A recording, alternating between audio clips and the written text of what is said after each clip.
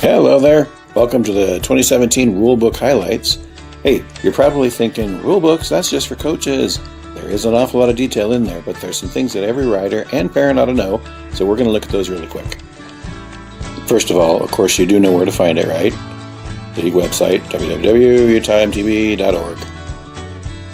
Go up to the Racing tab and select the 2017 Rulebook. Now that's going to open up a separate PDF document that will have the entire rulebook there, all 114 pages. Okay, so the first thing you need to know is that breaking rules carries consequences. These different consequences, yellow, orange, and red, carry different amounts of time. These times get added onto your race time for the day that it happened. If you do something bad enough, you get disqualified, so don't do that. Okay, so here's some things that you're going to need to know before the race begins. First of all, and you should already know this, respect the race crew, please, starting in the parking lot and all the way through. If you see a volunteer or someone wearing something that's kind of official looking, do what they say, please. Everybody wins. Thank you. Here's the next one.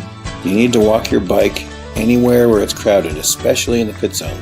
Don't ride your bike slowly or coast on your pedals. Just get off your bike and walk it.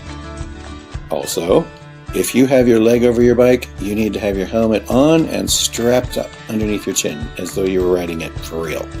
Okay, that's you, that's your family, that's anybody who's associated with your team. Any leg over a bike needs to have a helmet.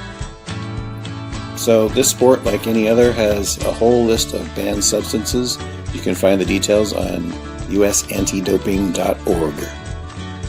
The banned substance that you probably need to be the most aware of is caffeine. As you know, caffeine shows up everywhere in all the energy blocks and chews and bars and everything else. Be careful. You have to take responsibility for what's in the stuff that you're eating or drinking or whatever. Oh, and by the way, adults can have all they want, but kids, sorry.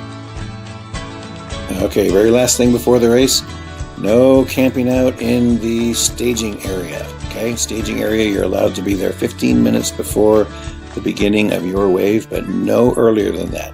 So don't do it. Thanks. Okay, let's talk about some things that you're going to need to know during the race.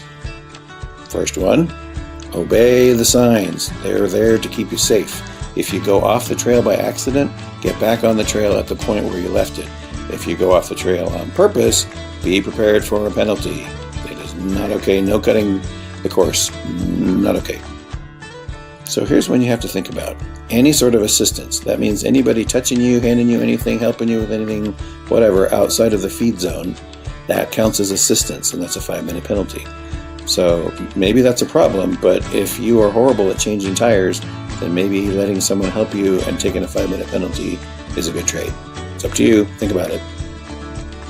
So what do you do if you really break your bike? You are allowed to swap it out for another bike if you have one available, and it'll cost you a 10-minute consequence, but at least it keeps you in the race, so that's probably worth it. Okay, so passing rules are really important.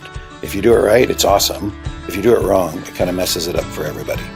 So if you're a slower rider being passed by a faster rider, don't block the trail, right? You got to make it possible for them to get around you. If your bike is broken and you're pushing it, stay off to the side of the trail. Now, if you're the faster rider doing the passing, there's some important things you got to know. Don't try to pass where it's not safe. We're not trying to knock anybody off of a cliff or into the bushes.